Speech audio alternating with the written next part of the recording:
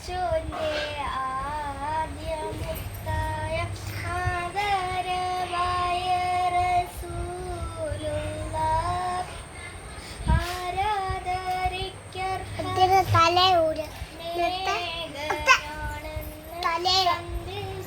നൽകിയ നൂറുള്ളാഹ് മാനവക്കായെന്ന് നേർവഴി കാട്ടിയ മക്കത്തൂതിത്ത ഹബീബുള്ളാഹ് മംഗളാമീന ബീവി പെറ്റ മുഹമ്മദ് സ്വല്ലല്ലാഹ് ഒരു നാൾ നബിയും അബൂബക്കർ സിദ്ദീഖ് ഒരുമിച്ചവർക്കാവും സഭയിൽ പ്രവേശിച്ചു.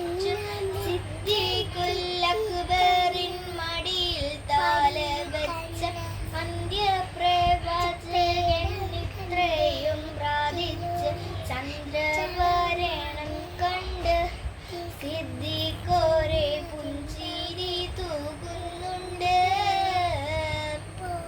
പുഞ്ചിരി തൂകുന്നു, ചുറ്റിലും നോക്കുന്നു, ഓതും പഴുതുമടയ്ക്കുന്നു. പഴുതൊന്നടയ്ക്കവൻ ശീലത്തുണ്ടില്ല, പദം പഴതും അടയ്ക്കുന്നു. മുത്തു റസൂലുള്ളാഹ് സുഖമായി ഉറങ്ങുന്നു. മുഖം കണ്ട സിദ്ദീഖ് സന്തുഷ്ടനാകുന്നു. മൂർഖൻ പാമ്പൊന്നു കാലി കടിക്കുന്നു. നബിയെ ഉണർത്തിയില്ല, സിദ്ദീഖ് ഒരേ വേദന മാറുന്നില്ല.